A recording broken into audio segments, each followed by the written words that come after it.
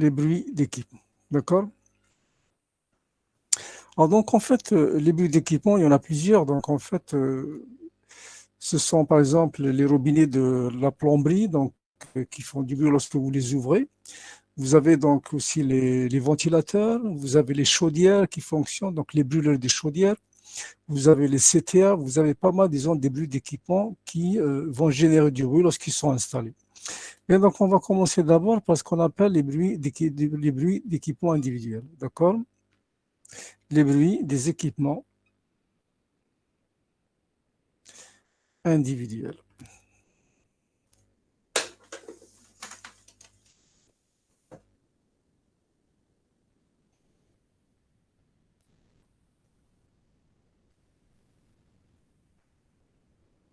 Alors, bien sûr, les bruits des équipements individuels, donc en fait, ce sont les installations sanitaires, premièrement. Donc, installation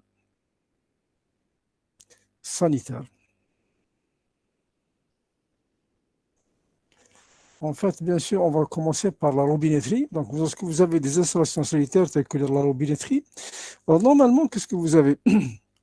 Lorsque vous avez disons, un robinet qui est installé, lorsque vous l'ouvrez, certainement, lorsque vous avez disons, un certain débit, il va générer du bruit. D'accord? Donc, en fait, ils sont classés. Donc, la robinetterie, les produits dans les installations sont classés selon ce qu'on appelle leur indice DS. Et l'indice DS, il est égal à quoi? En fait, c'est le niveau d'intensité IS, qu'on appelle IS, moins le niveau d'intensité d'un robinet. Alors, qu'est-ce que nous avons? Donc, le LIS, c'est le niveau d'intensité acoustique en dBA, d'accord? C'est le niveau d'intensité acoustique en dBA, intensité acoustique, niveau d'intensité acoustique LI, bien sûr, d'accord? Ok, en dBA, du robinet étalon, standard. Donc, ce qu'on appelle le robinet étalon, d'accord? C'est un robinet de référence. Qu'on appelle étalon, c'est un robinet de référence, d'accord? Étalon, c'est de référence, d'accord?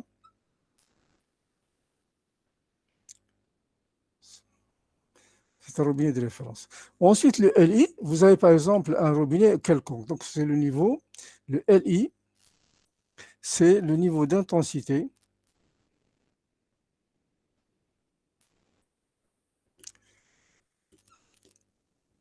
du robinet, disons, attesté. D'accord? C'est le niveau du robinet attesté. En fait, qu'est-ce que nous avons? Imaginons par exemple que vous avez un Du robinet robinet? du robinet attesté, du robinet Ah, attesté. Voilà, du robinet attesté, d'accord? Donc, qu'est-ce que nous avons? Donc, lorsque, par exemple, vous avez une robinetterie pour voir quel est le niveau de bruit qu'elle fait lorsque vous l'ouvrez. Nous avons ce qu'on appelle un robinet étalon, c'est un robinet de référence, d'accord? C'est un robinet que vous mettez. Alors, ce robinet de référence, il est alimenté sous 3 barres. Donc, vous allez avoir un robinet, d'accord? Je peux effacer, s'il vous plaît? Je peux effacer? oui. Très bien. Donc, Oui, regardez. monsieur. Merci.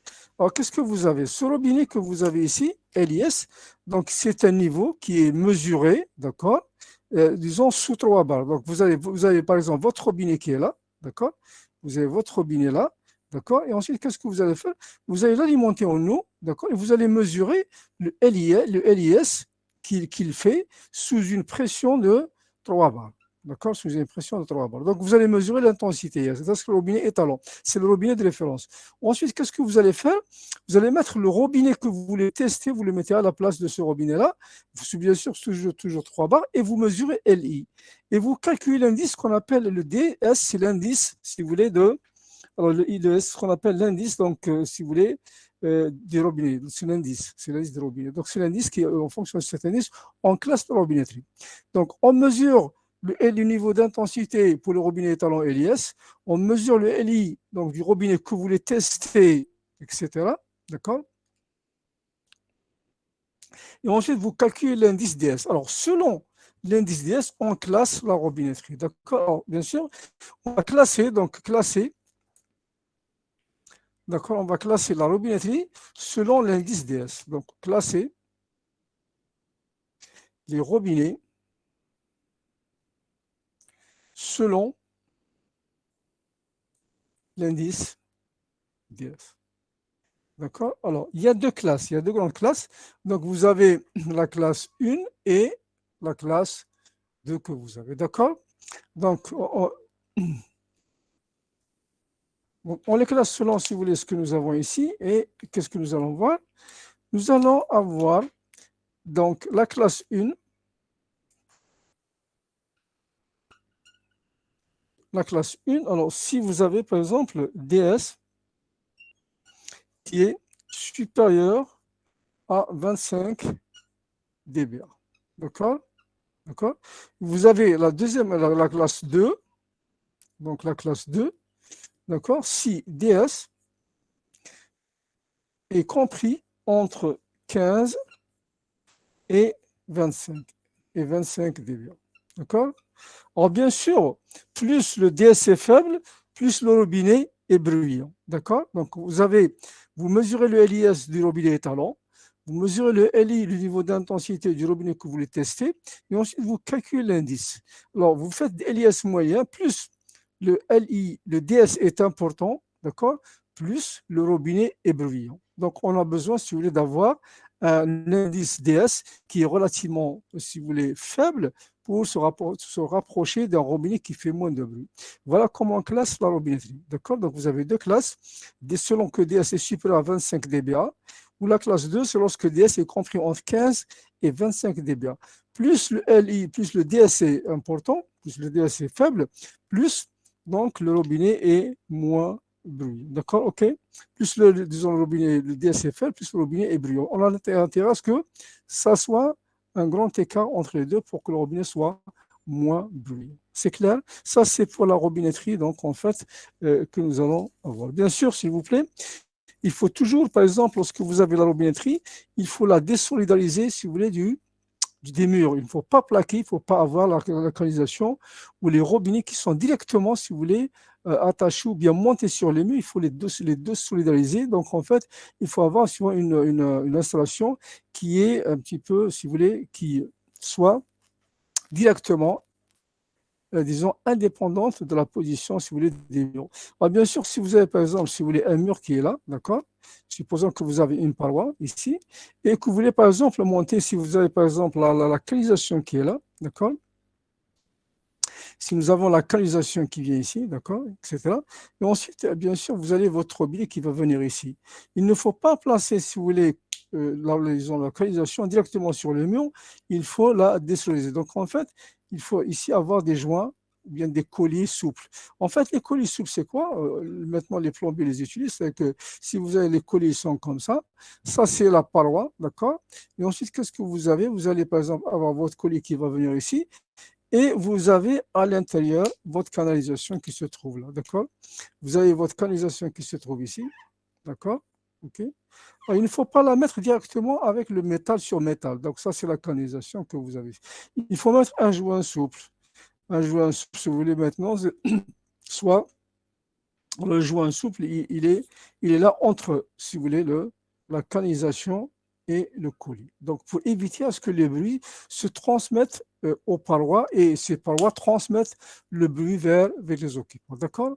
Et ça s'applique pour la canalisation, ça s'applique par exemple, si vous voulez, pour les lavabos, ça s'applique pour les baignoires, tout ce que vous voulez. Donc, il faut toujours désolidariser les canalisations, la robinetterie vis-à-vis des parois. Donc, utilisez des joints souples comme ça, d'accord? C'est du caoutchouc que vous mettez entre la canalisation elle-même et le collier. Donc, ici, vous avez un collier qui est là, un collier, disons, de serrage, et vous avez la canalisation qui se trouve là, d'accord? Alors, bien sûr, il y a pas mal de littérature sur ça, etc. Comment réaliser, donc, en fait, des joints souples, surtout sur les baignoires, etc. Et lorsque il ne faut pas les mettre directement sur le mur, donc il ne faut pas les mettre directement sur les murs. OK? Voilà. C'est clair? Est-ce que c'est clair, s'il vous plaît? Est-ce que c'est clair? Est-ce que c'est clair? Oui? Oui. J'efface. D'accord? Donc, Oui. alors maintenant, donc en fait aussi, vous avez aussi pour les baignoires, c'est la même chose. Donc en fait, si vous installez par exemple, si vous avez un mur qui est le mur qui est là, d'accord? et vous avez le sol donc, qui est là. Alors, si vous installez une baignoire, d'accord, une baignoire, c'est à peu près, donc elle est faite à peu près comme ça, d'accord? OK?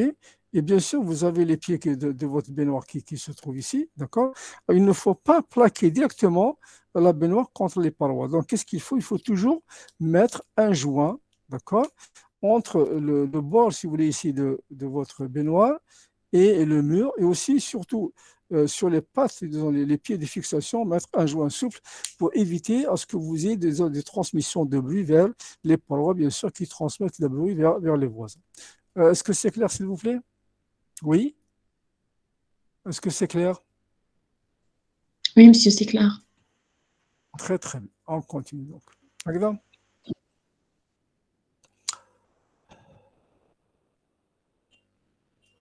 Voilà, donc on continue sur ça. Et aussi, il y a pas mal de choses. Donc, en fait, même si vous voulez, donc en fait, si vous avez par exemple une CTA, donc si par exemple vous avez, si par exemple, si vous avez une CTA, d'accord? Supposons par exemple que vous avez un plafond qui est là, d'accord? Un plafond, et par exemple vous avez une CTA, d'accord? Vous avez une CTA que vous les fixez bien sûr, vous avez disons des cornières, donc comme ça des fixations, d'accord? Ça les supports, d'accord? Et ensuite vous avez les cornières ici que vous les fixez au mur, donc au plafond. Donc ça c'est un plafond, et ça vous avez votre CTA.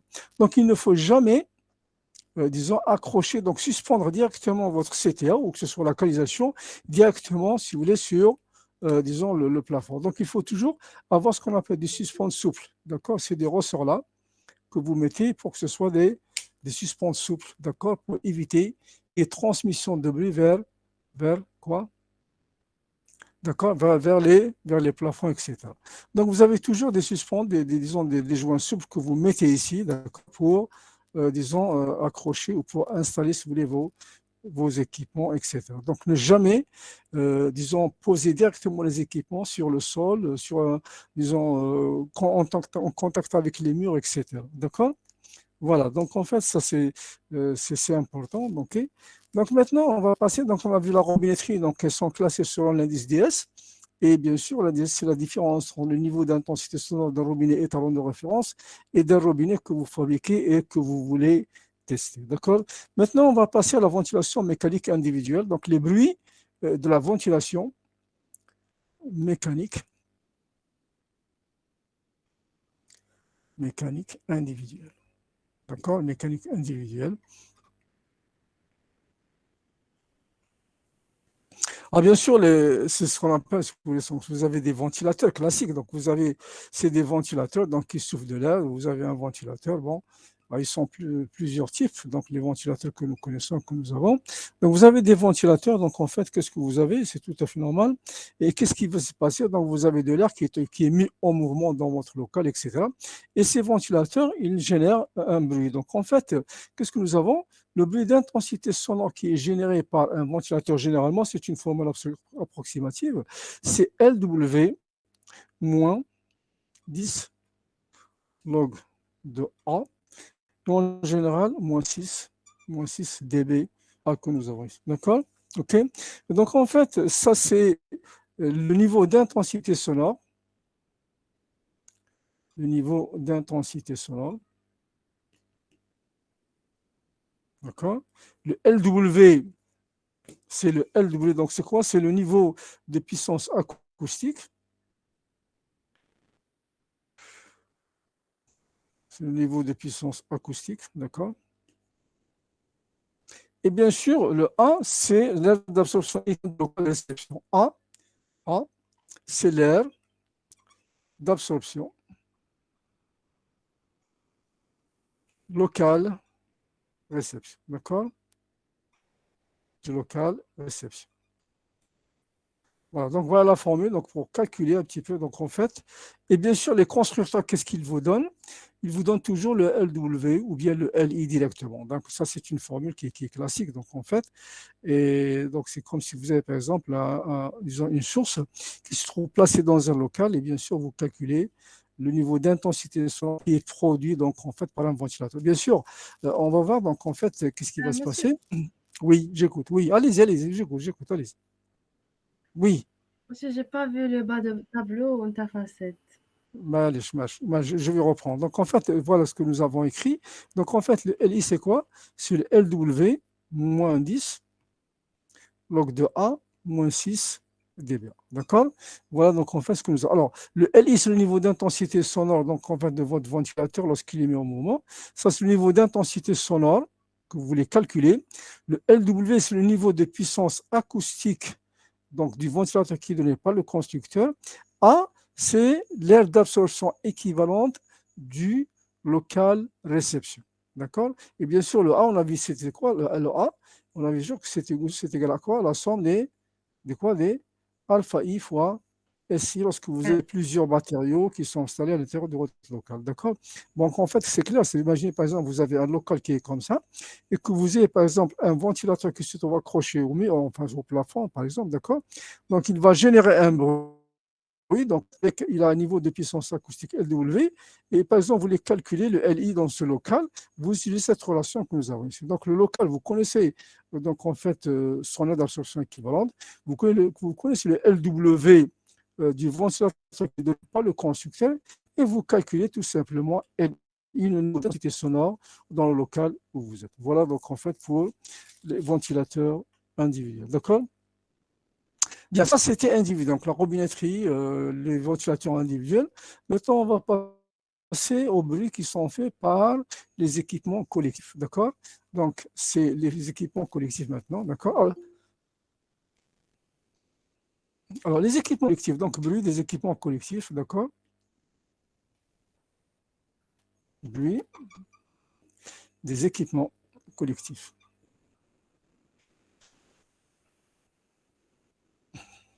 Alors, les bruits des équipements collectifs, par exemple, c'est surtout qui sont faits par, par exemple, les chaudières, donc les chaudières.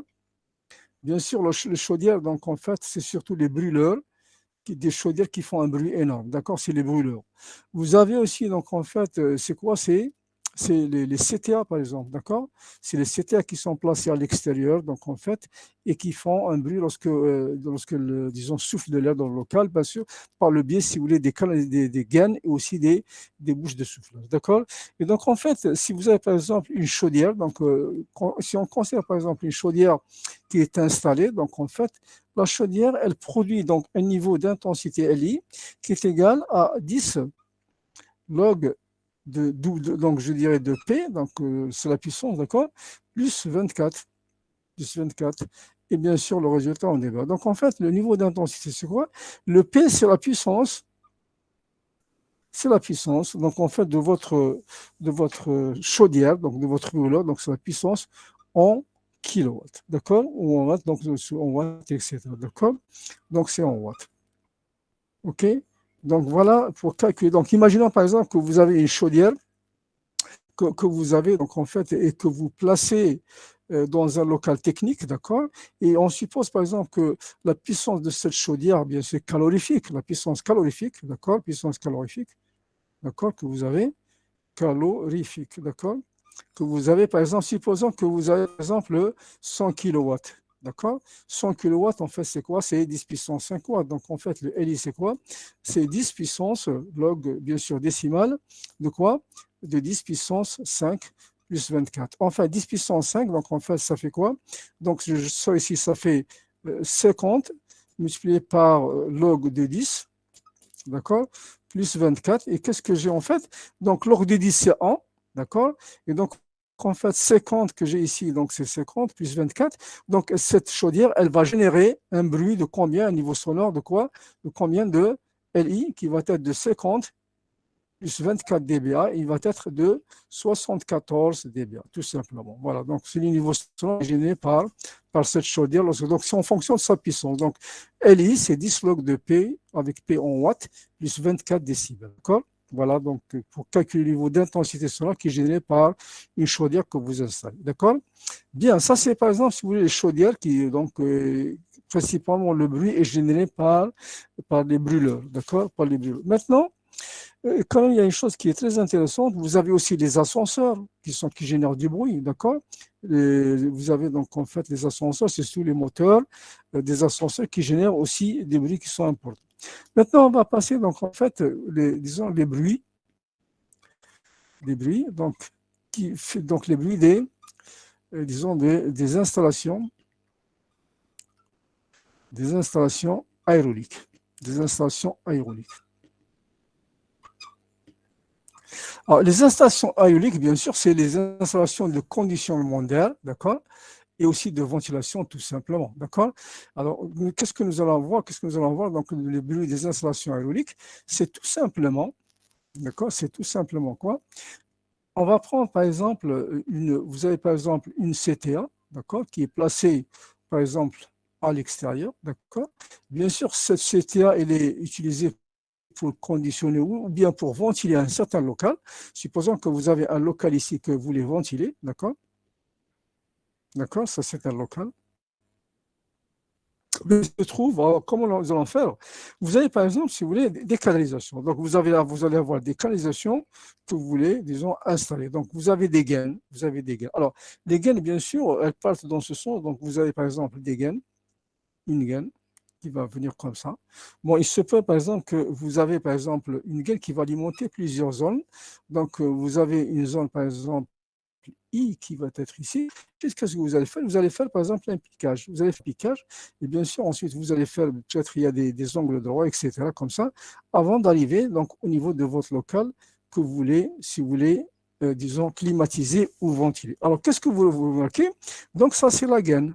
Ça c'est une gaine, d'accord, etc. Ça c'est la bouche de soufflage.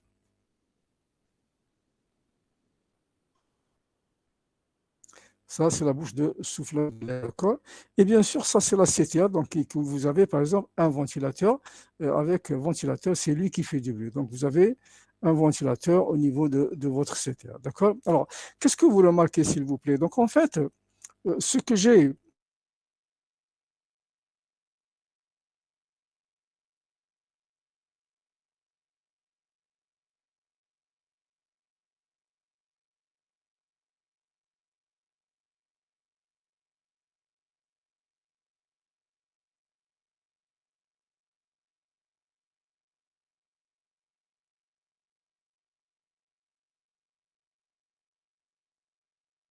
niveau de vue. Donc, en fait, les CTA, les constructeurs vous donnent le spectre, d'accord, qui est fait par le ventilateur de la CTA, du spectre de la puissance sonore LW. Donc, vous le connaissez à toutes les fréquences généralement. D'accord. Alors, j'espère que j'ai un petit exemple ici. Je vais vous le montrer.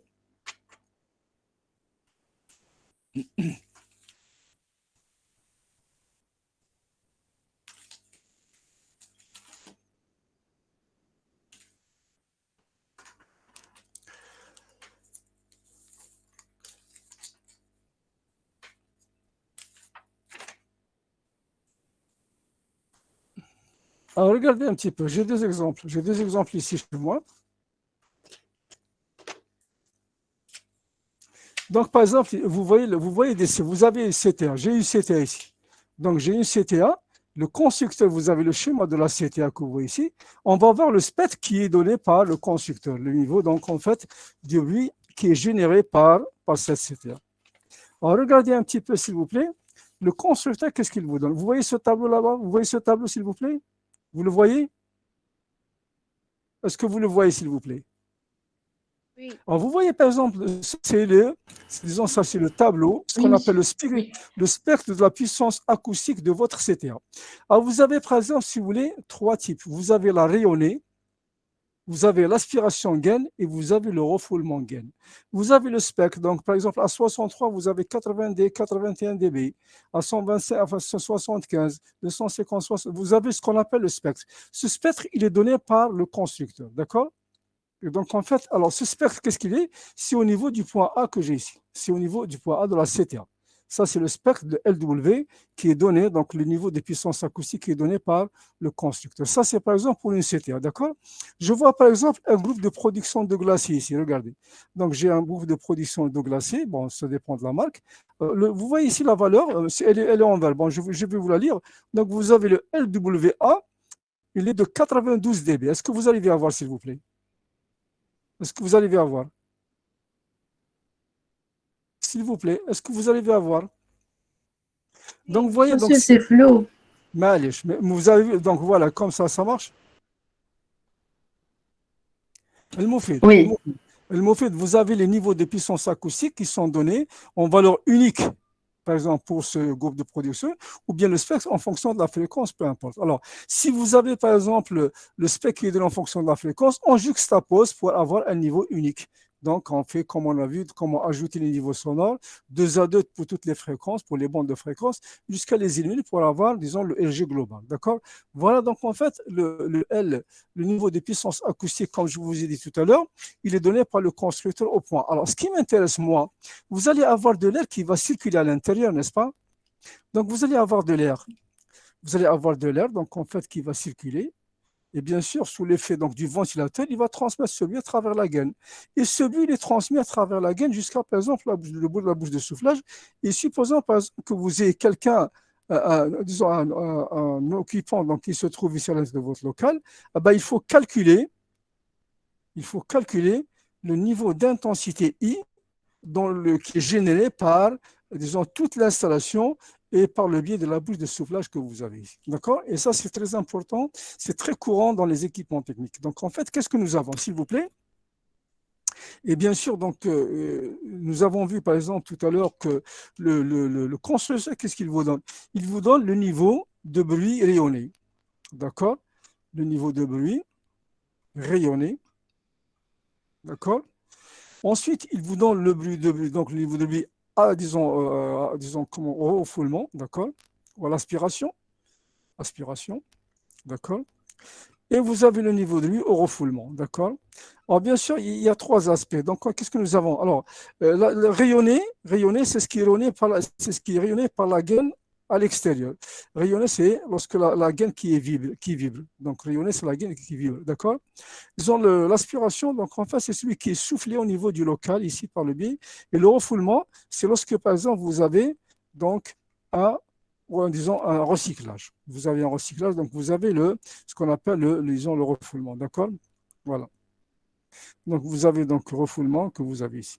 Donc, vous avez 3 principales sources, donc au refoulement, donc à l'extraction, si vous voulez, au soufflage et le rayonnement par la gaine. Vous avez 3 types donc, de niveau de puissance acoustique que vous devez considérer. Bien, ce qui nous intéresse, nous, par exemple, lorsqu'on prend la rayonnée, c'est dans l'ambiance. Par exemple, c'est lorsque vous avez à l'extérieur du local. Moi, ce qui m'intéresse surtout, c'est ce qui se passe à l'intérieur du local. Donc, on va s'intéresser beaucoup plus au refoulement et à l'aspiration. Donc, le but maintenant, c'est qu'est-ce qu'il faut savoir? Je dois calculer le niveau d'intensité sonore, d'accord, dans le local où se trouve mon occupant. Est-ce que c'est clair, s'il vous plaît? Ça, c'est mon but. Donc, qu'est-ce que je vais faire? Qu'est-ce que je dois connaître d'abord, bien sûr? Je dois connaître le LW, d'accord, au point A. Donc, le LW qui est donné par le constructeur. Donc, le LW, il est donné, disons, c'est le niveau d'intensité de la CTA de l'équipement lui-même. Et bien sûr, qu'est-ce que je vais faire? Alors, bien sûr, je suis obligé de connaître le LW ici au point B. Donc, je suis obligé de connaître le LW au point B. Et c'est directement à l'extérieur, c'est de la CTA par exemple. Et ça, c'est le LW au niveau de la bouche. Donc, ça, c'est au niveau de la CTA. D'accord? Et ça, c'est au niveau de la bouche de soufflage. D'accord? C'est au niveau de la bouche de soufflage que j'ai ici. Très bien. Alors, comment on va faire? Bien sûr, lorsque vous avez, par exemple, de l'air qui va, si vous voulez, circuler dans la gaine, vous savez très bien, vous avez fait le calcul aérolique. Donc, en fait, lorsque vous avez de l'air qui circule, vous avez des pertes de charge. C'est la même chose ici. Donc, lorsque vous avez l'air qui va circuler, un bruit qui est transmis à l'intérieur du gaine, il va subir disons, des pertes, des affaiblissements, d'accord? Et bien sûr, si par exemple, vous avez un niveau d'intensité LW ici au point A, au niveau de votre CTA, lorsque l'air il va passer dans la gaine, il va arriver au point B, il va y avoir, si vous voulez, une diminution, il va y avoir une diminution de niveau de puissance au niveau du point B. Et en fait, ce qui m'intéresse, c'est toujours de calculer le LWB. Alors, le LWB, il est égal à quoi? C'est le niveau de puissance acoustique LA au niveau départ que nous avons ici, moins ce qu'on appelle la somme des atténuations. D'accord? La somme des atténuations qui sont dues à plusieurs, si vous voulez, facteurs. C'est la somme des atténuations. Et ces atténuations, elles sont dues à quoi? Premièrement, c'est lorsque vous avez l'air qui frotte dans les gaines. Donc, vous avez 4 types, disons, d'atténuation. D'accord? Donc, les 4 types d'atténuation. Est-ce que je peux effacer, s'il vous plaît? Je peux effacer? Est-ce que je peux effacer? Oui, monsieur. Très bien. Donc, ce qu'il faut retenir, donc, en fait, c'est que le LWB, d'accord? C'est le L au niveau du point B, il est égal au niveau de puissance au niveau du point A moins la somme des atténuations. D'accord? Alors, ces atténuations, il y en a 4 types. Donc, la première atténuation que j'appelle A1, elles sont dues au frottement de l'air. Donc, c'est dû à la gaine. Donc, vous avez 4 types, d'accord? Et ensuite, donc, et disons, atténuation A1, d'accord? Elles sont dues à la gaine. Donc, frottement de l'air dans la gaine. Donc, au frottement, d'accord? Au frottement de l'air dans la gaine. D'accord? Dans la gaine, bien sûr. Ensuite, qu'est-ce que j'ai? Un autre type, donc en fait, qu'est-ce que j'ai ici? Vous savez très bien que lorsque vous avez ici ce qu'on appelle disons, un piquage, d'accord? Vous avez un piquage ici. Donc, j'ai un autre type, donc en fait, d'atténuation que j'appelle A2, d'accord? Et ça, c'est dû au piquage, d'accord? Donc, au piquage, donc lorsque vous avez, par exemple, ici, vous avez 100% de l'air qui va circuler, d'accord? OK? Et ensuite, lorsque vous avez fait une portion qui va partir dans ce sens, peut-être, je dirais peut-être 80% ici, j'ai, par exemple, 20% qui vont pas, peu importe le pourcentage. Donc, vous avez un piquage, donc vous faites un piquage, ça, c'est la première des choses. Ensuite, qu'est-ce que vous avez? Vous avez quoi, les changements de direction. Les changements de direction, bien sûr, qu'est-ce que vous avez? Vous avez les coudes, par exemple. Ça, c'est la troisième. Donc, la première, c'est A1, c'est au niveau de la gaine. Donc, ici, d'accord, au niveau de la gaine. A2, c'est les piquages, d'accord. Et A3, qu'est-ce que nous avons? A3, c'est ils sont dus au changement de direction. Donc, vous avez donc A3 qui sont dus au changement de direction. Donc, c'est changement de direction. D'accord? Changement de direction. Ou disons de coulement. D'accord? Donc, ça, c'est le troisième type d'atténuation. Nous avons le dernier type d'atténuation lorsque vous avez votre bouche ici, d'accord? Lorsque vous avez au niveau de la bouche ici, donc, j'appelle donc l'atténuation A4, d'accord? Donc, le dernier, donc, en fait, c'est l'atténuation A4 que j'ai ici, d'accord? Au niveau de la bouche de soufflage que j'ai. Alors, cette bouche, elle peut atténuer, bien sûr, comme elle peut aussi, donc, en fait, générer un bruit supplémentaire, d'accord? Et donc, le dernier type, d'accord, que j'appelle A4. Donc, elles sont dues disons, aux bouches de soufflage, aux ouvertures. Bouches de soufflage.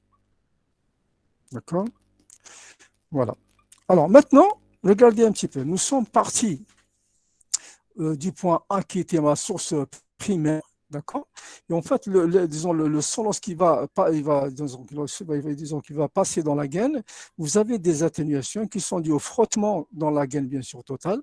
Ensuite, éventuellement, disons, au piquage, au changement de direction, les coudes que vous avez ici, et éventuellement aussi disons, au niveau des bristles. Donc, vous avez 4 types d'atténuation. Maintenant, une fois que vous avez tout ça, d'accord, que vous avez calculé les atténuations, ce qui m'intéresse avec tout ça, donc en fait, c'est de calculer quoi? C'est de calculer le LWB, comme on l'a vu. Donc le LWB, c'est quoi? C'est le LWA moins la somme des atténuations. Maintenant, il faut savoir, d'accord, comment calculer ces atténuations. C'est ça le plus important, c'est comment calculer les atténuations. Très bien. Donc, on va faire juste un petit exemple pour qu'on puisse comprendre comment on va faire. D'accord? Est-ce que c'est clair, s'il vous plaît? Maintenant, regardez. Donc, pour moi, je laisse toujours le schéma pour que vous puissiez comprendre. Donc, en fait, pour moi, qu'est-ce que j'ai? Je dois calculer LWB qui est égal à LWA, bien sûr, au niveau du point A, moins la somme des AI. D'accord? C'est les atténuations. C'est les atténuations que nous avons. Alors, maintenant, comment évaluer les atténuations? Vous avez des abacs. Donc, les atténuations, c'est des abats qui vous les donnent. Alors, s'il vous plaît, regardez un petit peu donc, les 4 types d'abats que l'on peut trouver. Est-ce que vous voyez l'abat que j'ai sous la main? Vous le voyez, s'il vous plaît? Est-ce que vous voyez l'abat? Monsieur, S'il je vous suis à plaît. l'eau. Allez, et comme ça, ça marche? Ça va, oui, Ça monsieur. va?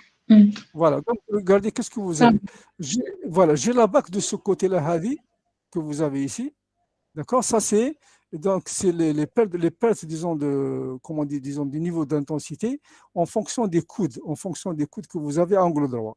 Lorsque le coude n'est pas à angle droit, on le néglige. D'accord? De ce côté-là, qu'est-ce que vous avez? Vous avez disons, les atténuations qui sont dues aux longueurs de gaine, donc qui sont dues à la gaine. D'accord? D'accord? Et en bas, qu'est-ce que vous avez? Vous avez un autre type, donc vous avez deux autres abacs, d'accord? Le premier ici, donc c'est dû aux bouches que vous avez ici, donc ici, ça c'est les piquages que j'ai ici, et de ce côté-là, vous avez donc les atténuations qui sont dues aux bouches de soufflage, d'accord? Et sont donnés, donc ils sont donnés en fonction, par exemple, si je prends le premier ici, donc, donc pour les longueurs de gaine, vous avez les fréquences, les bandes de fréquences de 125 jusqu'à 4000 Hz. C'est les 6 bandes d'octave que nous connaissons. D'accord? Alors, qu'est-ce que vous avez? Vous avez les courbes en plein, donc en noir, qui sont données donc, en fait, pour, disons, les sections circulaires. Et ce que vous avez en pointillé sont donnés pour les sections de gaine qui sont rectangulaires. D'accord? Et de ce côté-là, en ordonnée, qu'est-ce que vous avez? Bien sûr, vous avez disons, les atténuations qui sont données. L'unité, c'est en dB par mètre. Donc, imaginons par exemple que vous avez une gaine, comment dirais-je, d'un diamètre par exemple de 300 ou de 200 par exemple, 200 en fait, millimètres, et par exemple, je vais évaluer les atténuations en fonction de la fréquence. Donc, si je prends 200, j'ai cette courbe ici circulaire, j'ai la courbe noire. C'est la troisième courbe que vous voyez ici. D'accord? Et ensuite, qu'est-ce que je fais? Je vais par exemple je vais avoir, par exemple, à 250, je vais avoir une coupe comme ça, et je lis ici. Donc, en fait, c'est à peu près à moins de 0,15, peut-être 0,13. En 0,13, si j'ai une gueule, par exemple, de 10 mètres, 0,13, je multiplie par 10, et j'ai le nombre de dB qui est perdu lorsque l'air se frotte sur la gueule. D'accord? Maintenant, suppose que j'ai, par exemple, des coudes qui ont le même diamètre de 200, d'accord? Que j'ai par exemple ici, donc ça c'est 300, donc c'est à peu près ici. Donc qu'est-ce que je vais par exemple à 250, je viens ici et je lis la perte, disons, l'atténuation qui est due à un coude. Donc en fait, c'est à peu près, je lis à peu près entre 0 et 2, je lis peut-être à 250, c'est 1 dB. D'accord? Maintenant, pour les piquages, qu'est-ce que je suis obligé de faire? Je suis obligé de calculer le ratio donc, dans le débit de la branche avec le débit donc, le principal. Si j'ai par exemple 20%, d'accord? OK? Et donc, qu'est-ce que je vais calculer? Je vois à peu près le 20% antérieur, par exemple, qui se trouve ici, d'accord? Et je vais lire un petit peu donc l'atténuation qu'il m'occasionne. Donc, c'est à peu près, par exemple, moins 17 dB. Donc, ça, c'est pour les piquages, d'accord? Maintenant, lorsque vous avez, par exemple, les bouches, qu'est-ce que je vais calculer? Je vais calculer la section de ma bouche, donc de soufflage qui est ici, et je vois, bien sûr, en mètres carrés. Si j'ai, par exemple, disons, comment dire, 0,06 à 250 ici ou à 125, je vais aller ici et je vais voir un petit peu, j'ai à peu près 6 dB d'atténuation. Alors bien sûr, c'est en fonction de la distance petit d, d'accord? Vous avez les dimensions petit d qui sont données, donc ici, si vous voulez, sur le bac aussi, d'accord? Vous avez là-bas qui se trouve ici. Donc la dimension, vous avez peut-être des sections circulaires. Donc le petit d qu'on appelle petit d, c'est le diamètre. Lorsque vous avez par exemple une section carrée, le petit c'est le côté. Et lorsque vous avez une section qui est rectangulaire, le petit d c'est le petit côté tout simplement. D'accord? Voilà, donc en fait, en fonction du petit d que vous avez. Est-ce que c'est clair s'il vous plaît? Il faut toujours, par exemple, si vous avez ici au niveau des coudes, un coude qui est rectangulaire, vous avez petit d, c'est le côté le plus petit, tout simplement. Est-ce que c'est clair s'il vous plaît? Là, ça marche? Ça marche? Est-ce que ça marche? Est-ce que ça marche, s'il vous plaît? Oui, monsieur. Très bien. Donc, regardez. Et en fait, ce n'est pas terminé. Donc, une fois que vous avez calculé les atténuations, donc, regardez, qu'est-ce qui va se passer? Je vais prendre ce schéma de mon local que j'ai ici. D'accord? Je vais prendre le schéma du local que j'ai ici. Regarde. Donc, je vais prendre mon local qui est ici. Et bien sûr, une fois que j'aurai calculé donc, le LW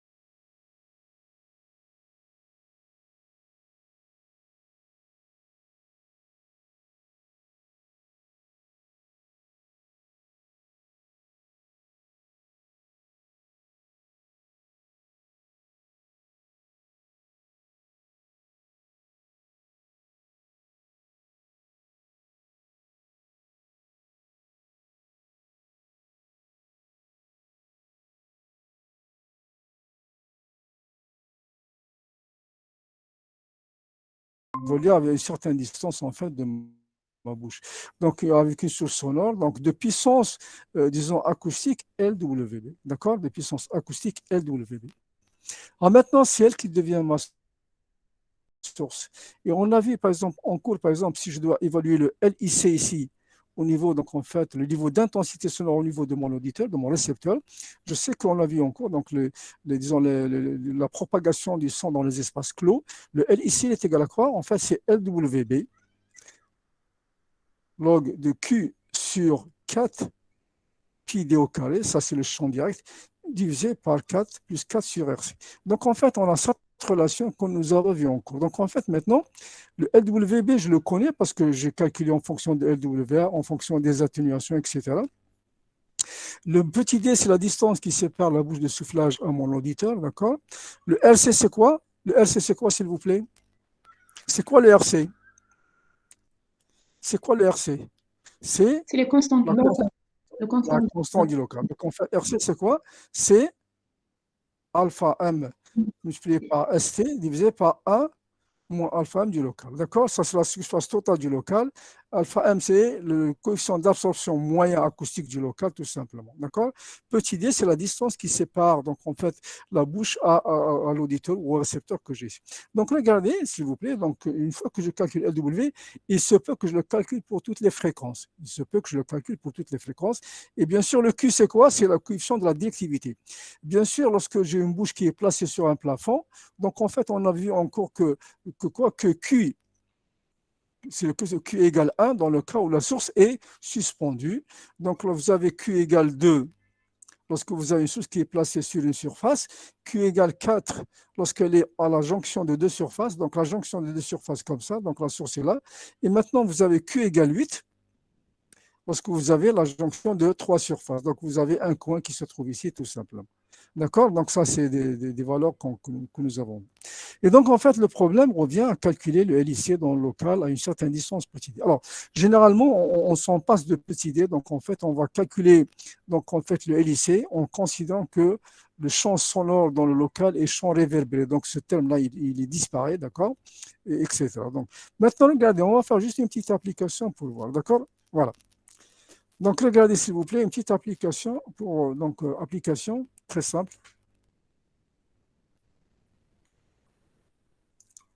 Une application, d'accord? Alors, cette application, on va supposer que vous avez, par exemple, une CTA, d'accord?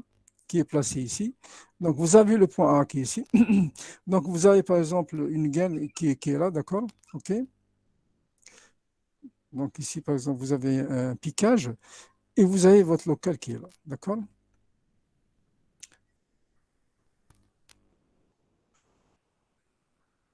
Voilà, donc vous avez votre local qui est là. Bien sûr, vous avez le point B qui se trouve ici. Et vous avez par exemple le récepteur que j'ai ici, donc en fait, que je dois calculer LIC au point C qui se trouve ici. D'accord? Bien sûr, à une certaine distance de la bouche. Bien, qu'est-ce que je vais faire? Donc en fait, je vais toujours connaître mes distances. Donc je suppose par exemple que ici, donc je vais placer des points A', etc. Donc vous avez le point A', vous avez I, et ce point-là, par exemple, J, etc. Donc, ce point-là, donc, en fait, et bien sûr, ici, vous avez J et vous avez ici le point que nous avons ici. D'accord? Donc, regardez qu'est-ce que j'ai. Donc, j'ai toute ma longueur. Donc, je vais, par exemple, ici, je vais avoir, par exemple, une longueur de 10 mètres de la gaine, là, à ce point-là, carrément. Donc, entre A' et B, je vais avoir, par exemple, si vous voulez, une longueur de 20 mètres. D'accord? Ça, c'est connu parce que vous connaissez votre installation. Les longueurs, vous les connaissez parce que vous avez votre installation qui est déjà là. D'accord? Et donc, en fait, qu'est-ce que j'ai? Il faut que je connaisse aussi le diamètre ou la section de ma gaine.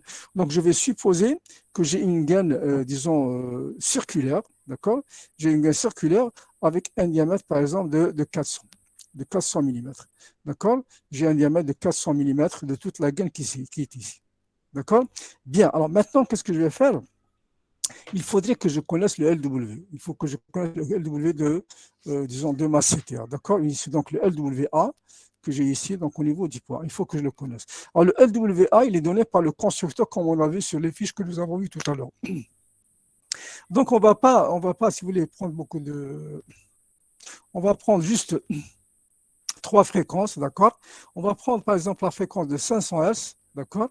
La fréquence de 1000 Hz et la fréquence de 2000 Hz. C'est les fréquences qui nous intéressent le plus, d'accord? Et bien sûr, on va supposer par exemple que le LWA, supposons qu'il est donné directement en dBA. Supposons par exemple, je vais prendre par exemple ici 80, ici je vais prendre par exemple 75 et au A2000 je vais prendre peut-être 70 dB. Donc c'est le spectre qui est donné par le constructeur. Donc 500, vous prenez ces valeurs s'il vous plaît.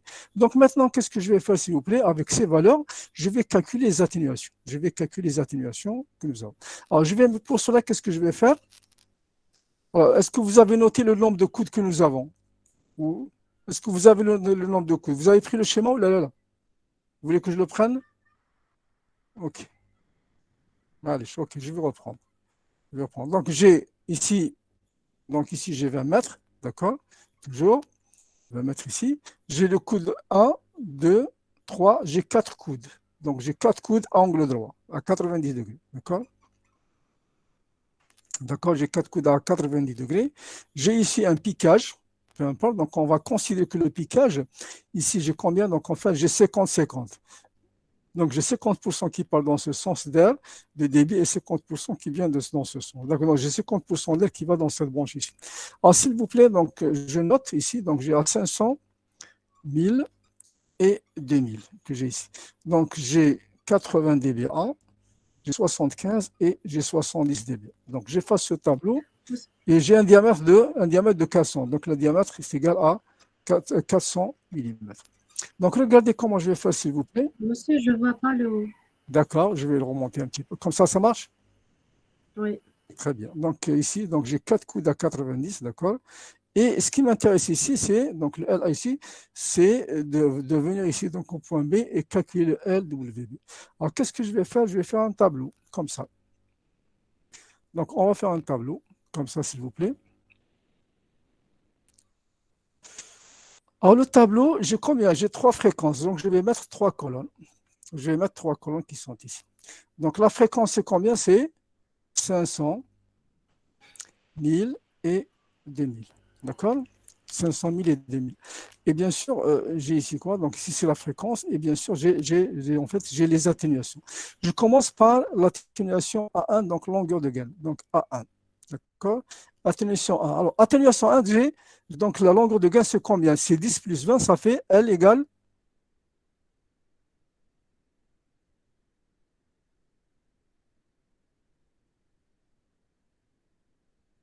100. Donc, phi égale 400 mm. Et donc, qu'est-ce que je vais faire? Je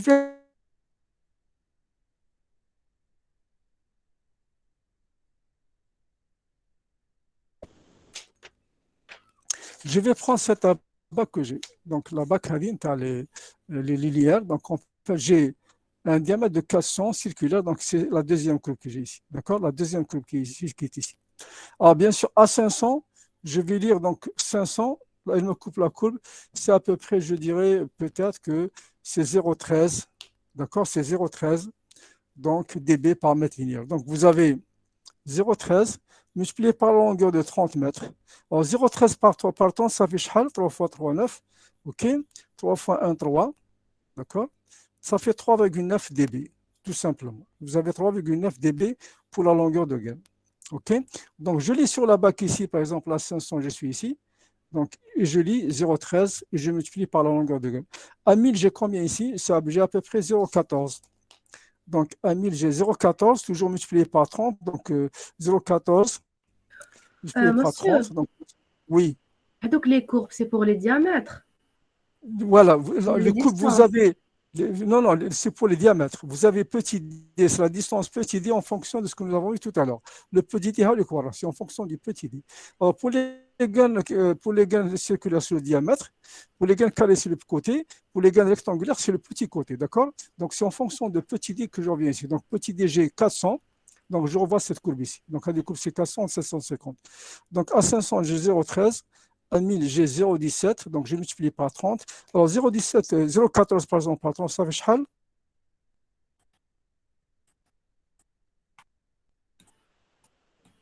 0,14 fois 30, 4,8. N2.